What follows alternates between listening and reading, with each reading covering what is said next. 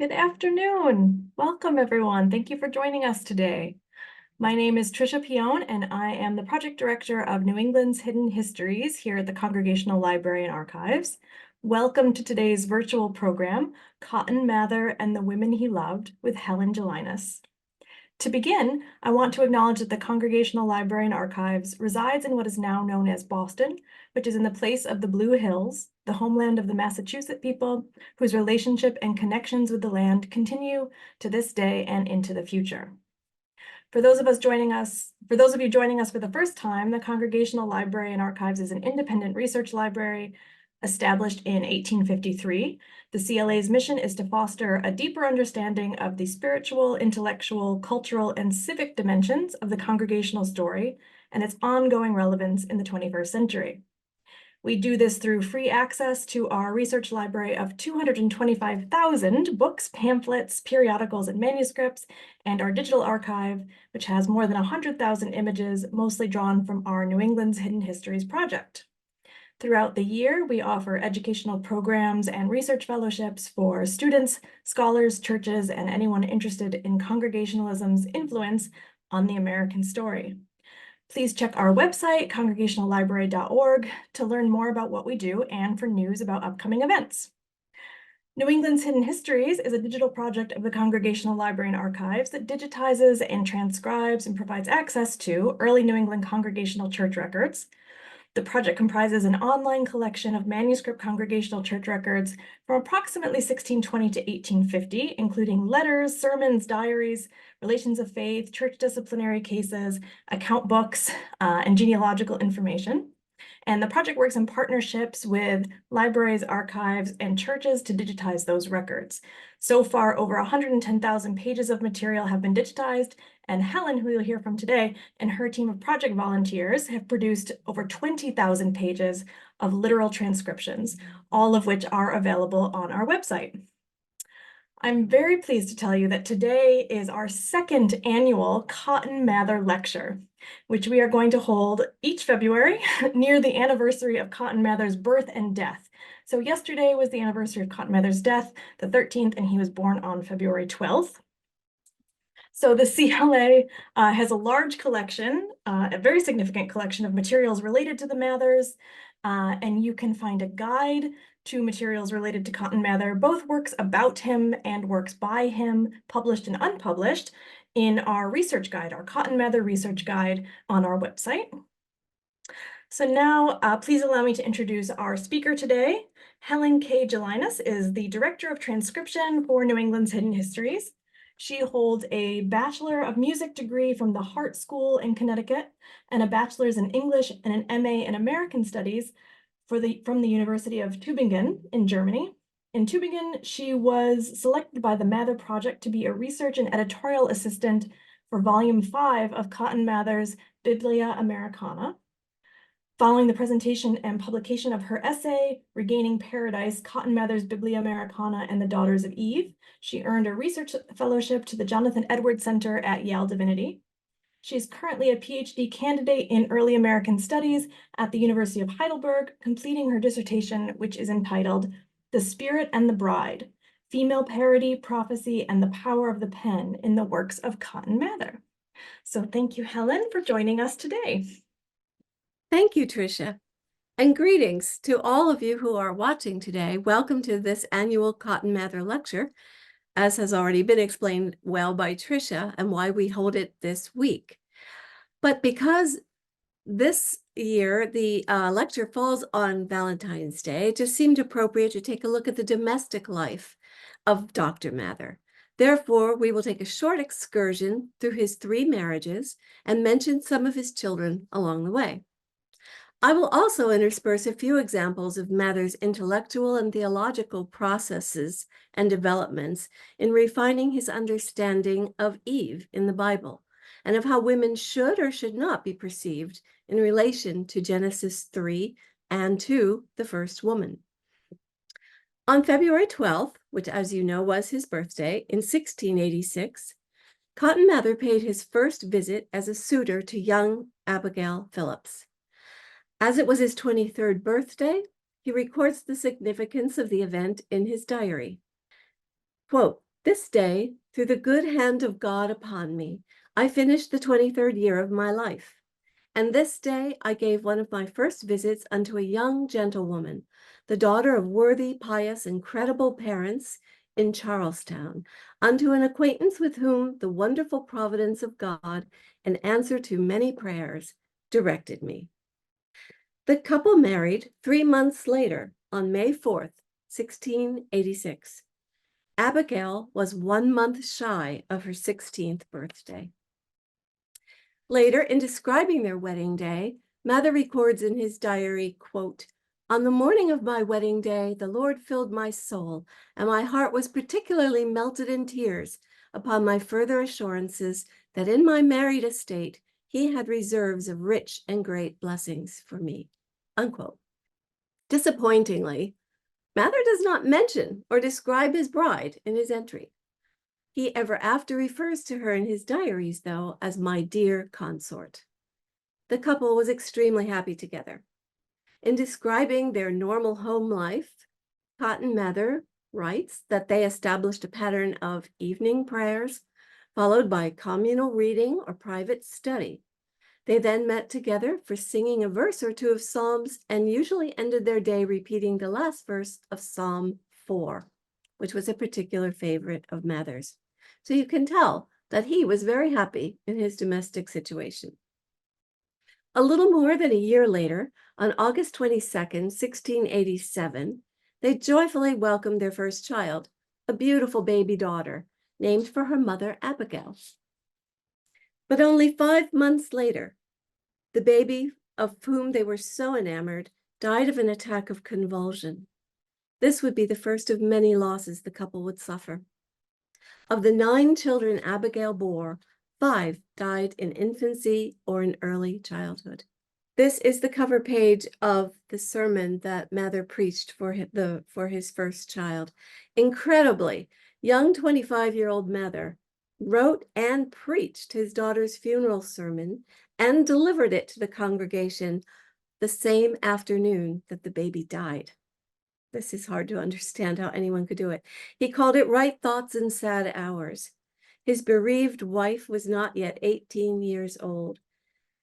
He ached for his own and for her deep pain. Some critics who have read this sermon say that it is one of the most thorough and helpful sermons ever written for the management of grief. Even today, people look to this sermon. One good example of how Mather valued women was his desire to correct church discourse regarding the female sex. While not trespassing across the boundaries of orthodoxy, he was determined to remain totally true to the Bible, but he felt that there was a little bit of cleanup to do with the way some of the writers had portrayed women, not in the Bible, but on their own. One finds numerous examples of this throughout his 1692 work for women called Ornaments for the Daughters of Zion. But for the sake of time, we will examine only one today. This is an excerpt taken from the text On the Apparel of Women, written by Tertullian in the 3rd century. And this circulated for many hundreds of years. I will read it for you. "And do you not know that you are each an Eve? The sentence of God on this sex of yours lives in this age. The guilt must of necessity live too. You are the devil's gateway. You are the unsealer of that forbidden tree. You are the first deserter of the divine law. You are she who persuaded him who the devil was not valiant enough to attack. You destroyed so God's image, man.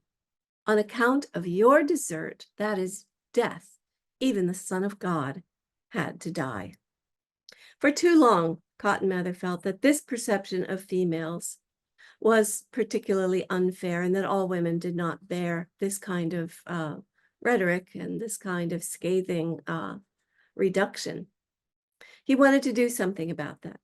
We will see that this is the frontispiece of his work, Ornaments for the Daughters of Zion.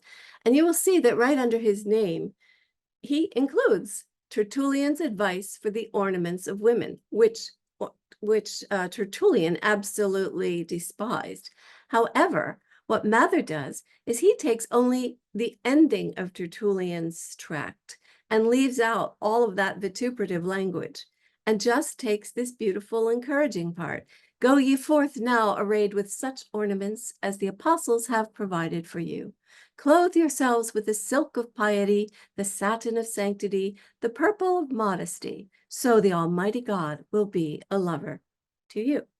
Mather also wrote a little bit of refutation to Tertullian within the work of Ornaments for the Daughters of Zion. He waits about 54 pages to do it, but then he literally talks back to Tertullian. He writes, "It is indeed a piece of great injustice that every woman should be so far in Eve as that her deprivation should be imputed unto all the sex." So he does take him on, but just very subtly. In 1693, Mather began work on his Biblia Americana, the first Bible commentary written in the New World.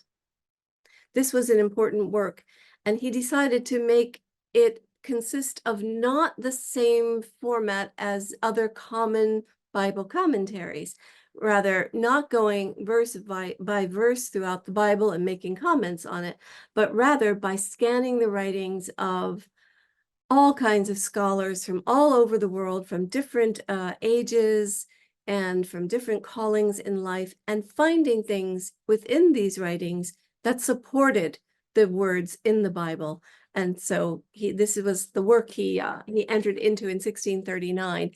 He thought that if he had 7 more years, he might be able to finish it. However, we know that he worked on it till nearly the last day of his life. Returning to his marriage with Abigail, he was able to encourage her and to teach her, so that by 1689 she joined the North Church as a full member.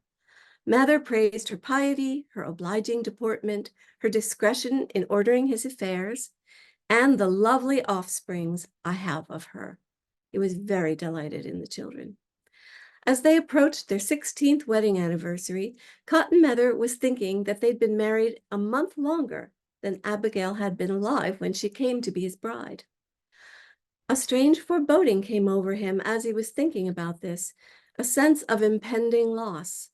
And just a few nights later, Abigail miscarried a son in the 5th month of her pregnancy, which began an illness from which she never recovered.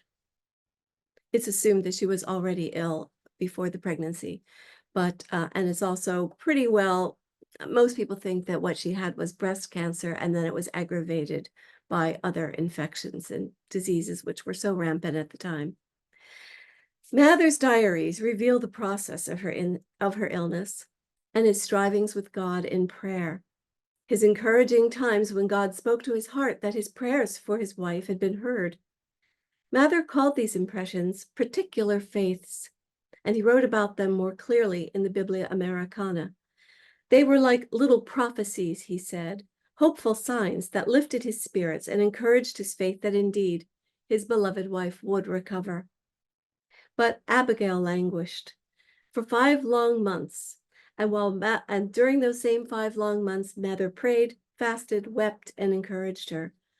To read his diary through these months as Abigail grew weaker is absolutely heart-wrenching. She died in December of 1702. Her last words were, "Heaven, heaven will make amends for all." Mather, of course broken-hearted, penned a poem for Abigail using her last words. He pasted it inside copies of Ornaments for the Daughters of Zion and distributed them to the many women who had helped in Abigail's illness and to attendees at her funeral. And I know you can see it. I'll just quickly read it. "Go then, my dove, but now no longer mine. Leave earth, and now in heavenly glory shine. Bright for thy wisdom, goodness, beauty here, now brighter in a more angelic sphere. Jesus, with whom thy soul did long to be, into his ark and arms has taken thee. Dear friends, with whom thou didst so dearly live, thy prayers are done, thine alms are spent, thy pains are ended now in endless joys and gains. I faint till thy last words to mind I call, rich words. Heaven, heaven will make amends for all." Mather was now the devastated, widowed father of 4 young motherless children. 2 months after Abigail's death, he began receiving letters from a woman in Boston. Although Mather does not name her in his diaries, she has been identified as Kate McCarty. A very forward woman, 23 years old, she impudently asked him to marry her. She was also quite clever. She used arguments she knew would sway him, such as, "You are the only one who I know can win me to salvation." For months he was tempted, even obsessed with her. His family disapproved thoroughly, including his father, but he could not get her out of his mind. Only the thought that she would hurt his ministry held him back, and still he could barely resist her. His diary mentions the difficulties he had with celibacy even when his wife had been ill, but with Abigail gone, he was virtually plagued. What saved him was a widowed neighbor, Elizabeth Clark Hubbard, who lived only 2 doors away. And she, like Abigail, was a pious woman, very devoted to God, and he knew that she would be an example to his children and to his congregation. They married in 1703, a year after Abigail's death, and had a very happy and productive home life. 6 children were born to them in the course of their 10-year marriage, which was unremarkable in that it was so happy. In the Biblia, and I call that the shortcut for saying Biblia Americana every time, Mather's attitudes toward wives, marriage, and children shows itself as gracious and generous, also for the selections he uses to prove that. For one example, consider the question asked by his interlocutor about Eve's creation. This is from Volume 1 of Biblia Americana, Genesis 2:21. The interlocutor asks all the questions throughout the Biblia, and Mather answers them. Why was not Eve also fetched and formed out of the earth as well as Adam, but from a rib of Adam? Athanasius, Mather answers, gives us an agreeable reason for it, that they might not have occasion to say that Adam was formed from one sort of dust, and Eve was formed from another, and that the dust of Adam was more excellent than that of Eve, and that the offspring accordingly took their good tempers from Adam, and their ill from Eve. So this is a very egalitarian answer from Mather. His wife, Elizabeth, unfortunately died 10 years after they were married. A terrible scourge of measles and smallpox had attacked in Boston. And of her 6 children, only 2 survived their mother. Even when she became ill, she was pregnant with twins, and the twins also died. It was a very, very difficult and sad time. This time, during Elizabeth's illness, Mather rejected the notion of his particular faiths. He was still very shaken by what he believed had been so solid a way of hearing from God, only to find out that, in fact, he really had misunderstood, and that, yes, God had said he had heard his prayer, which he interpreted to mean, I have answered and will do for you what you prayed. And he didn't want to take this on again and shake his faith one more time. He was a very notably mild and amiable parent, according to some sources. Mather did not approach the rearing or disciplining of his children along the lines so often used by Bible believers then and now, of spare the rod and spoil the child. On the contrary, he deplored physical punishment and severity. He wrote in his diary, the slavish way of education, carried on with raving and kicking and scourging in schools as well as in families, 'tis abominable, and a dreadful judgment of God upon the world. He preferred instead to make his children's experiences with him so enjoyable that they dreaded most of all being banished from his presence. It makes one wonder how Mather could have ever produced the staggering volumes he wrote, because his children were so often with him, and he was, for all intents and purposes, what we would call today a stay-at-home dad. Except for preaching and for making pastoral visits, he was either with his children or in his study. I myself have come across pages while transcribing some of the books of the Biblia Americana, where I would find childlike handwriting, practicing penmanship, or doing sums.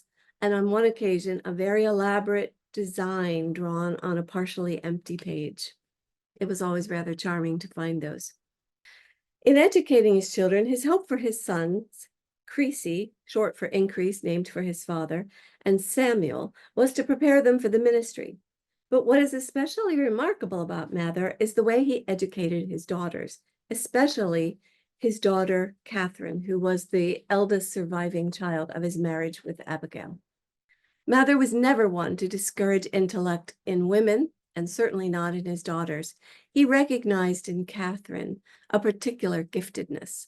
She had a penchant for learning, much like her father's, and he taught her Latin and Hebrew. She became a mistress, or a master, I guess, or mistress of the Hebrew language, something Mather was extremely proud of, always talking about her that she could read the scriptures in the original language. She also mastered what Mather called the sacred geography, which you will find in the Biblia and in his later work, the Triparadises, the Threefold Paradise. She was also good at art in the form of making wax molds, and she was very good at vocal and instrumental music. So she was quite talented. She was kind of the joy of his life.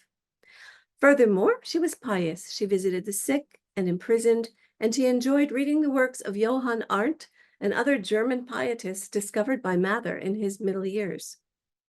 After his wife Elizabeth's death in 1713 and his mother's in 1714, Mather became somewhat understandably rather downcast.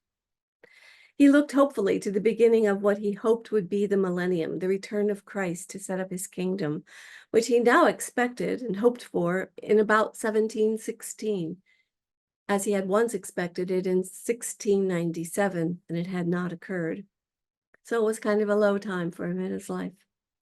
In November 1714, a prominent businessman named John George died at the age of 49 in Boston, leaving his beautiful and wealthy wife behind.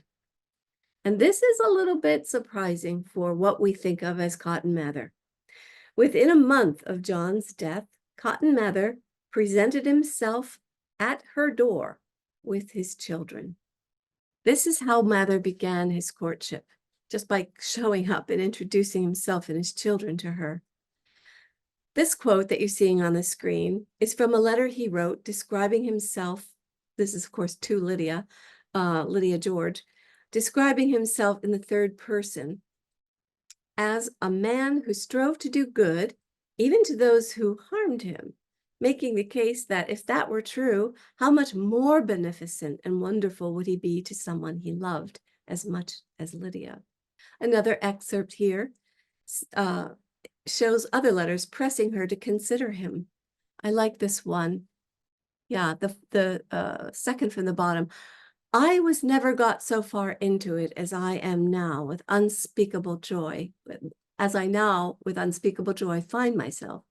And now, my lovely creature, do you go study my lesson and get beyond me. And this one, my inexpressible. I'm afraid you haven't been well because my head has ached pretty much this afternoon. The pain of my heart will be much greater than that of my head, if it really be so. Signed, one who loves you inexpressibly. Lydia's reaction to all of this courtship and his charm and his letters was flat rejection. She basically told him, go away, think no more of it. It's never going to happen. But he was very persistent. I don't have time to get into all the ways he had other people contact her in different things. But in spite of her firm refusals and discouragements toward Mather, on July 24th, 1715, both Mather and Lydia signed the following document. I was even a little surprised to find they had prenuptial agreements in those days, but this is how theirs read. According to, this was promising that Lydia would have full control of her inheritance that she had received from her father, a very wealthy man, when he died, and her husband, who was one of the leading civic and business merchants in all of Boston.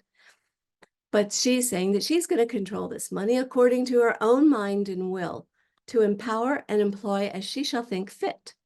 All the lands, tenements, money, goods, chattels, or other estate whatsoever, which of right is belonging, appertaining, or payable unto her, and to take, receive, I think they mean receipt, and dispose of her own use, all the issue, profits, benefits, and incomes thence to be made. Furthermore, there was the following clause. This is to be done, quote, without any let, hindrance, or denial of the said Cotton Mather. So he wasn't to have anything to do with her fortune. And these were the conditions that she set. Furthermore, there was an additional clause not shown here that said that if he did touch any of her fortune, that he would be liable to pay a fine of £2,000, which was something like 20 years' salary. It's just a huge amount of money. So hands off, it was her money. In spite of this, Mather was over the moon and romantically smitten, and likely would have signed almost any condition Lydia placed or made requisite to their union, except, of course, I'm sure he would not have signed the Devil's Black Book. He had also signed up to be the administrator of Lydia's son-in-law's estate, which was so encumbered with her husband's that he ended up in charge of that estate as well. I think he was really not paying attention when he agreed to these things. The problem was he had no business experience whatsoever. For the first year of their marriage, all was well. According to Mather's diary, Lydia was accepted by his children, and their prayer life was exuberant, as was their private time, to which he often alluded in his diaries. But things didn't stay that way. Immense trials followed about a year and a half after. Mather's beloved and accomplished daughter, Katie, the one we just talked about with all the talents, languished an agonizing 8 months with a kind of consumption. She agonized and her father deeply agonized, and it was very similar to the experience that he went through with his wife, Katie's mother. He prayed constantly, seeking God for healing for Katherine. He called her his lamb. She was really, really a special child to him. However, it really wasn't to be. Katherine died a slow and lingering death, finally after 8 months of sickness, in December of 1716.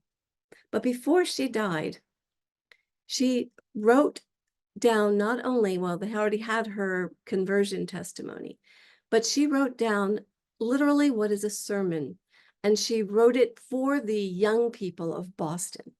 And she asked her father, she brought it to him, she asked her father if he would please read her words at his funeral. The name of the sermon that Cotton Mather preached was called Victorina, and Mather, utterly brokenhearted, did follow her wishes.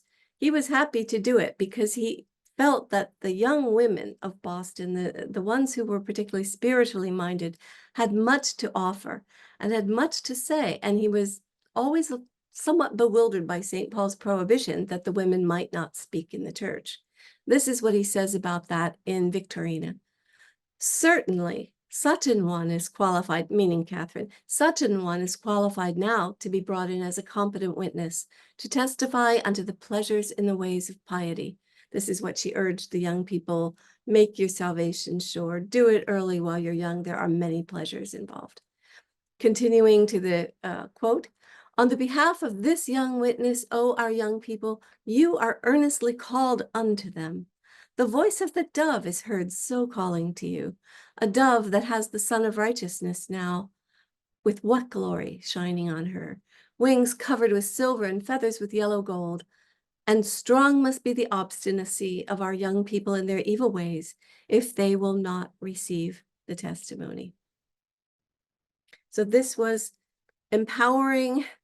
I know that in our century, this doesn't look like that much, but it was a big step for Cotton Mather to read his daughter's words, her direct words, and allow them to ring out in the church. But this heartbreak in the marriage between Mather and Lydia was just the first in a long list of shattering trials. Things really got very difficult over the next few years. Cotton Mather's son, Increase, for whom he had prayed for his entire life and made many statements in his diaries about how God would use this young man. On the day he was born, he made these statements. was rather wayward and always a bit of disappointment to his father and a worry constantly. And Increase fathered an illegitimate child by a prostitute in Boston. This was beyond what Mather could have ever imagined going wrong. Furthermore, Lydia, his wife, began to have terrible outbursts of rage against her husband. She was furious about his diaries.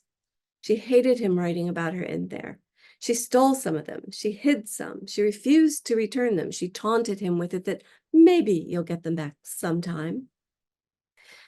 He records some of these things that she did in the marriage that he called her paroxysms. And I'll just read you a little bit of his words. The consort, and compare this back to the earlier courtship letters, the consort in whom I flattered myself with the view and hopes of an uncommon enjoyment has dismally confirmed it unto me that our idols must prove our sorrows.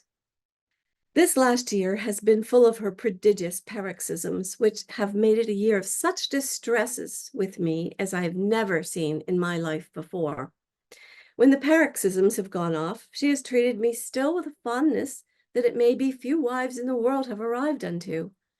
But in the returns of these vicious paroxysms, which of late still grow more and more frequent, she has insulted me with such outrages that I am at a loss what I should have ascribed them to, whether a distraction, he really can't understand what's going on with her, which may be somewhat hereditary, he's basically asking himself, or to a possession whereby the symptoms have been too direful to mention. He also wrote, I have lived for a year in a continual anguish of expectation that my poor wife, by exposing her madness, would bring a ruin on my ministry. Other intense trials continued. She became very temperamental with the children, so much so that they had to move some of them out of the house. And then an economic crisis hit the city of Boston. The first, and then the thing they dreaded the most happened, because he was in charge of the estates of her husband and her nephew. People needed money. And they dreaded the first summoner coming to the door, as did happen, and commanding both Lydia and Cotton Mather to appear in court. This was not the only time. Lawsuit after lawsuit for debts that were not Mather's were served on him, and they followed and cost hundreds of pounds over the next few years. Mather was forced to pay off these debts that he had never incurred against both of the estates. Lydia, absolutely still refusing to use money from her large inheritance, would not help him.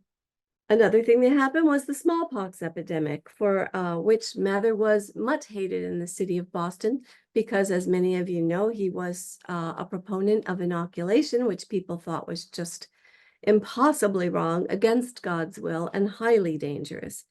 Someone was so angry about it that they threw a bomb, a veritable bomb, into the house, and could have killed or blown up the house, and for some reason it did not go off all the way. Furthermore, Mather was turned down twice for the presidency of Harvard in these years, and this just utterly broke him down. He felt like a failure. He was miserably unhappy, and Lydia was even more unhappy. During one outbreak where she accused him of not being very friendly or not showing her any friendly looks, he said it was absolutely ridiculous. It's a whimsy. You're imagining it. And that was enough to set her off so badly that the argument continued into the night, during which, in the dark of night, she left the house with her maid and told him she would never live with him again. She was leaving and never, ever coming back. This was a very dreadful time for Mather. Now he was alone.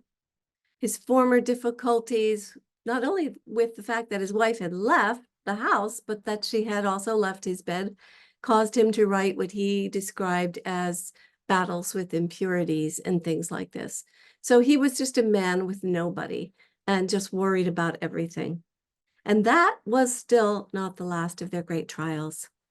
A few days after Lydia left, Mather received the terrible news that his son Creasy, out at sea, had been lost and drowned on a voyage back from Barbados to Newfoundland. This was the final blow.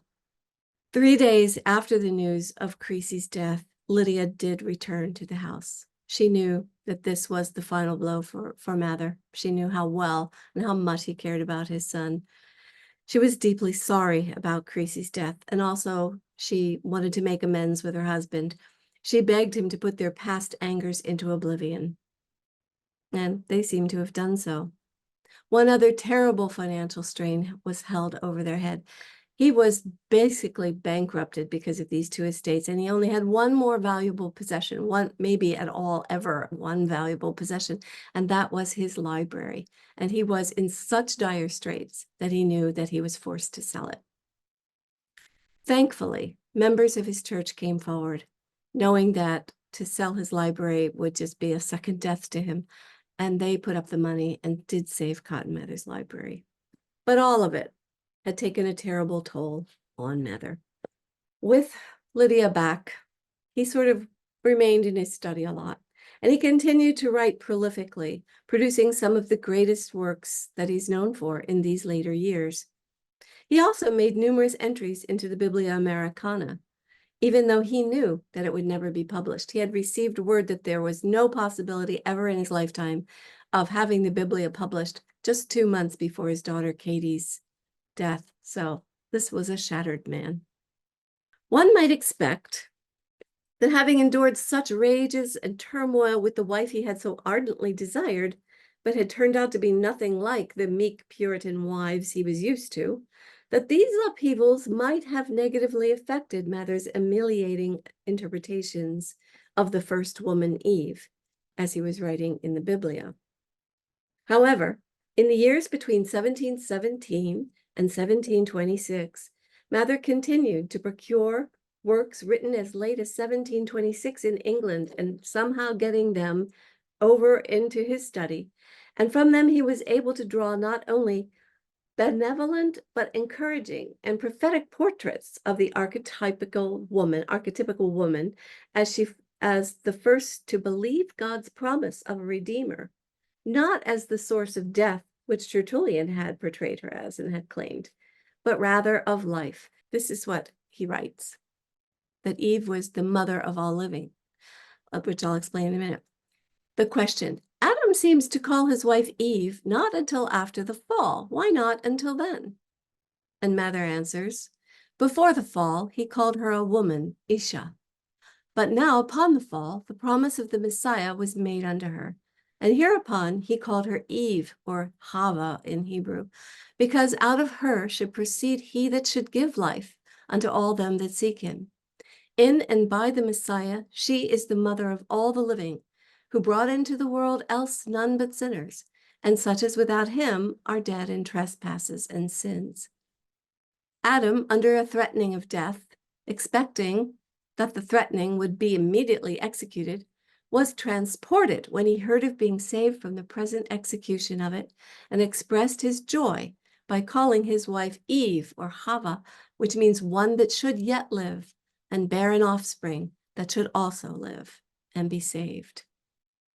As we read the excerpt of this last entry I'm about to show you, which portrays Adam and Eve trembling before God, the serpent has been judged and they're waiting for their judgment, one cannot think but that the ensuing scene might have resonated with Mather on a personal level, giving hope and restoration not only to Adam and Eve, as we will see in the text, but to himself and Lydia, who remained with Cotton Mather until his death on February 13th, 1728.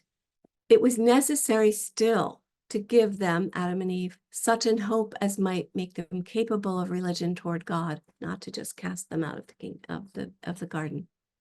This hope they could not but conceive when they heard from the mouth of God that the serpent's victory, even over themselves, was not complete, but they and their posterity should be able to contest his empire.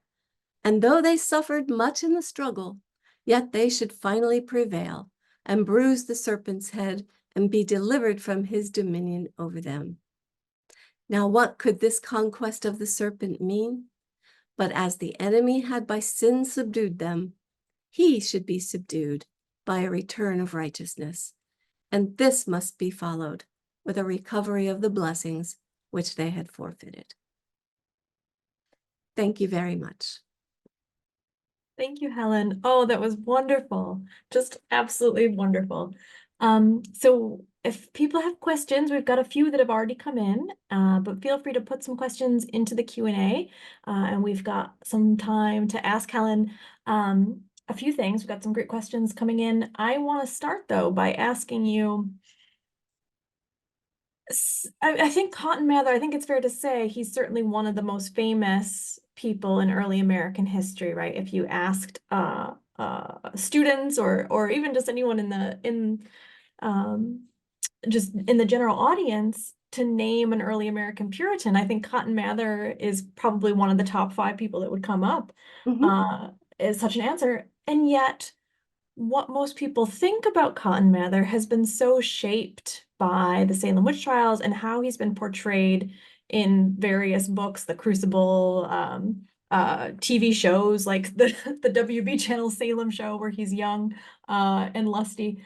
So we have this view of Cotton Mather that is really only tied to this to him in the Salem witch trials, right?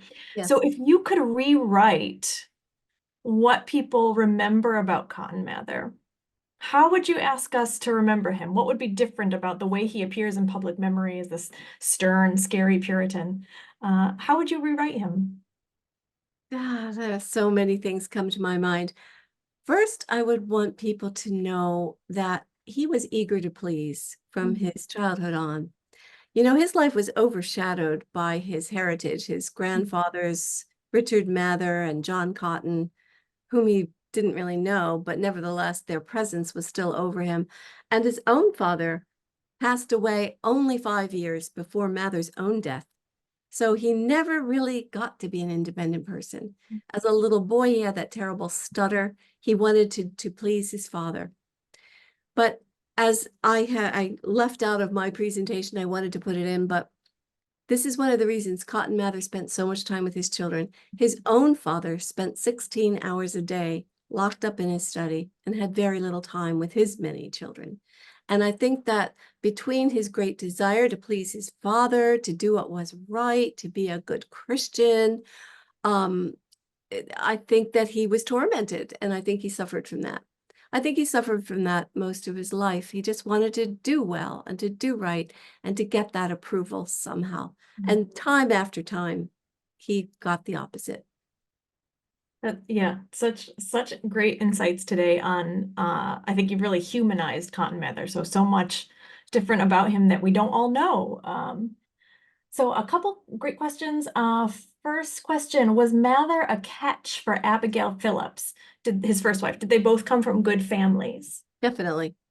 Yes, her father was Captain, oh, I forget his first name now, but Captain Phillips. He was well known. He was a member of the church. He was a leader in the community in Charlestown, which is, you know, just across the river from Boston. A very highly respected family.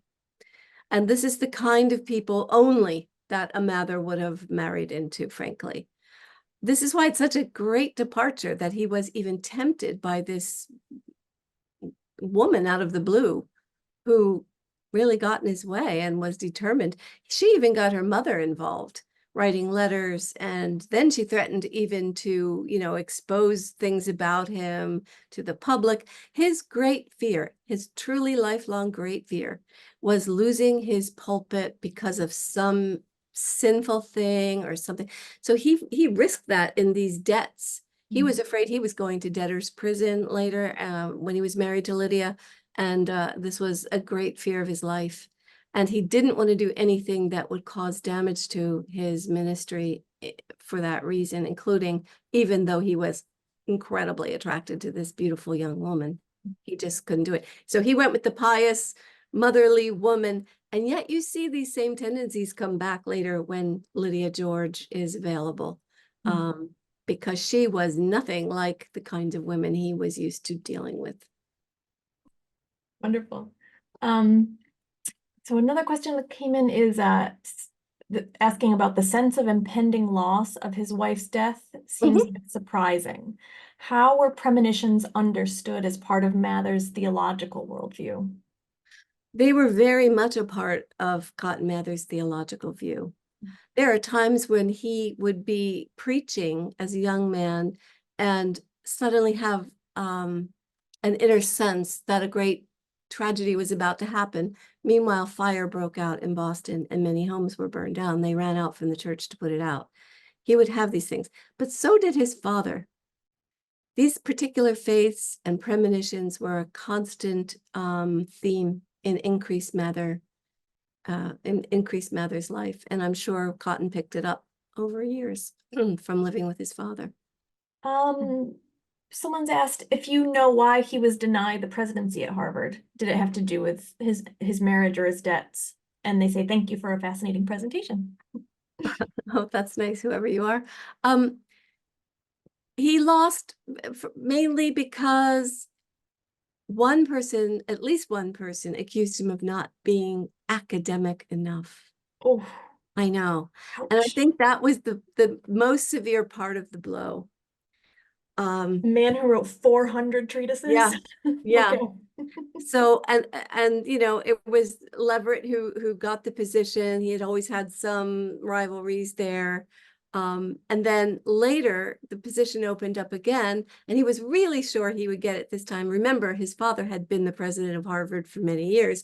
He almost felt somehow like entitled to it in some manner or other. And then to be told he could not have it because he was just not academic enough was too much for him to take. And then who did get the presidency was Benjamin Coleman of Brattle Street Church and the former minister of Lydia, because she attended his church. So it was just knives all around, just crushing him. In fact, he was considered so afflicted. Everyone saw how afflicted he was. And he had preached so many times about afflictions being, you know, the result of sin, that he was looked at that way. Like, wow, you've had more afflictions than anyone we know. You must be a horrible sinner. And he bore that ignominy also. Yeah, yep, yep. Eating his own words a bit on that one there. Yeah, yeah. Pat Vondel asks, do you see a discrepancy between how Cotton sees women as shown by your presentation and his belief in women as witches as shown by his behavior at the Salem witch trials? And she said, thank you so much for your presentation. I never thought I would learn so much about Cotton's domestic life. Oh, interesting. Yes, there's a lot more that I wish I'd had 2 hours. I could have told you a lot more. I thought that question would come up because it should come up in anybody's mind, honestly. And the only way I can answer that, because I can't condone what happened in the witchcraft trials or think that they made any sense whatsoever, I can only say that because he was so theologically and sort of, you know, in this cloud of, you know, religiosity, I think that he was trying to prove very carefully that there was an invisible world. And the reason he needed so much to emphasize that was because the Enlightenment was really getting steam. And in the Enlightenment, of course, dealing with science and things that one could prove, the world of empiricism, what we can touch and see and prove, was taking over, meaning what if it was only the things of this world that we could literally see that were reality?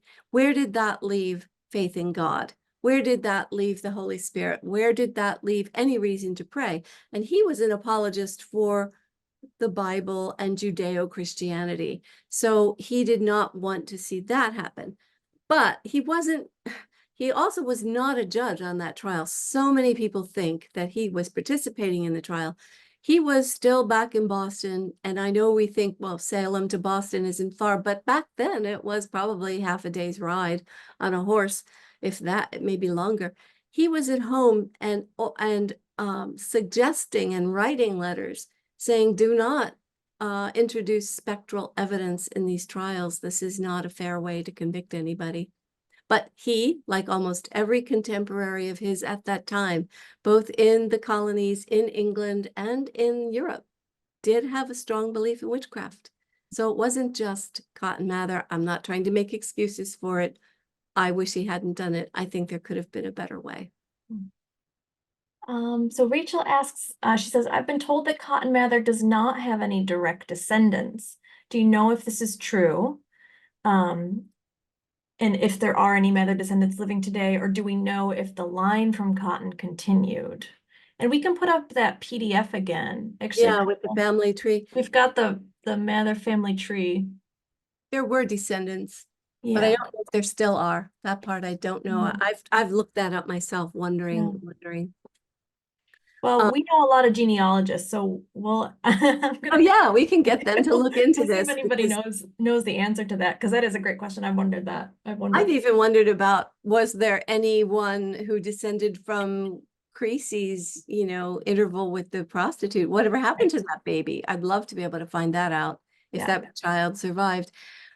His daughter Abigail, the Abigail of his second marriage, um, was married just shortly after Cotton mothered Lydia, and she had 4 children. Unfortunately, she died in childbirth with the fourth. No, she had 3 living children, but the fourth child, she died in childbirth with. So those were, I think, daughters, but I'm not 100% sure. Also, Samuel Mather, Mhm. the son also of Mather's second wife, did survive him. Only 2 of his 15 children, isn't that sad, Mm. survived him. One was Hannah, who went by the nickname Nancy, who had had a terrible misfortune as a little girl of falling into the fire. This happened often in homes. They were all heated by fireplaces. And she, as about a 3-year-old, tripped and fell in, and her face was severely burned and scarred, as was her right hand and right arm.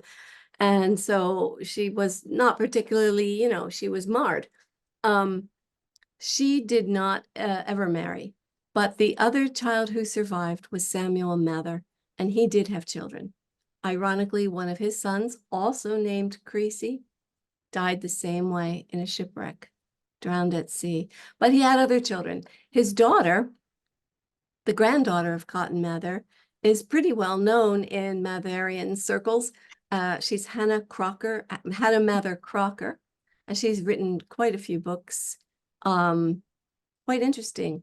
And I have some interesting stories about her and how she even served a little bit as a spy during the Revolutionary War. But that's for another day. Yes, we've got enough material to have annual Cotton Mather I lectures for know. the next 100 years. I didn't even want to mention her for the revolution because it's like we've had enough Mather. Yeah. But we'll have some upcoming programming on the American Revolution here at the Yeah. Congregational Library, so you'll be hearing more about Hannah Mather Crocker from us. Um, Barry Cotton notes, well, first he says he is a descendant of John Cotton, Oh, um, wow. Cotton Mather's grandfather, but he also notes men dominate history so much that we never hear about women. Can you comment in this period? Can you comment on Cotton Mather's mother, Maria? I can. She was the woman who made increased Mather's life possible. She literally did all the work. She kept all of the finances. Of course, she ran the kitchen. She did every single thing to do with the children. I think they had 10 children, so that he could spend 16 hours a day in his study. Um, she was a writer, and this was a tradition among women in the Mather family. Was very valued. I didn't say in my presentation that Mather often mentions that he knew from experience and from years of serving in his church and from just being in a family that women were generally more spiritual than men. That's what he said.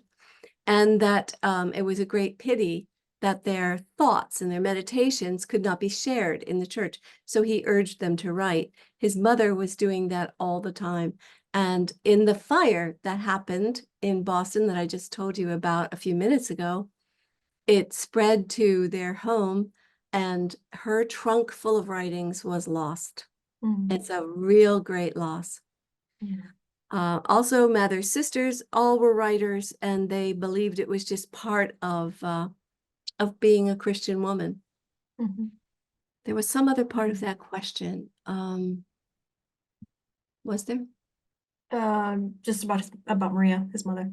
Maria? Yeah. That was good. I think we've got time for one last question. I'm going to ask you one more. Squeeze one in. We've got a lot of other excellent questions in the Q&A though, so just so everyone knows, we've got these recorded and we'll pass the questions along to Helen after the talk today. So last question is coming from Nicholas, and he says, thinking about Mather's anxiety about his pulpit, I know that there were other churches that competed for Mather as a young minister. First Church in New Haven attempted to call him. Do you know of any attempts to recruit him from his pulpit at Second Church, or any consideration on Mather's part about leaving Second Church for another congregation? Did he ever consider that? No. And I think a lot of that had to do with his father. And because he served as the assistant to his father all those many years, he couldn't leave his father. And conversely, his father was extremely dependent on him. It was, I hate to say it this way, but something of a liberation for Mather when his father passed. Not that he was glad to see him die, but it was finally the first time, and he was 65 years old. No, he was 60 years old. That's right. When his father passed away. So it was the first time he could think something, write something, whatever, that he didn't have to contend with his father's opinions about. He was very attached to Yale University, though. It was his answer to the liberalism. Can you imagine? But 300 years ago, the liberalism at Harvard just disturbed him greatly. And he's the one who convinced Elihu Yale to give the funds for which Yale is named. I think they used to just call it the college at New Haven. Mhm. They did offer him a position in New Haven. He considered it, but he turned it down.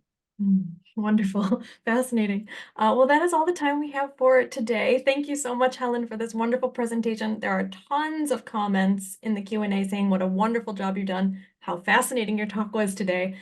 So I'll pass all these questions and comments on to you. I want to thank all of you in the audience for joining us today, and we hope to see you at a future program, and certainly hope to see you all at next year's 3rd annual Cotton Mather Lecture. So thank you very much. And have a great afternoon. Thank you, Helen. Thank you, Tricia. Bye. Bye-bye.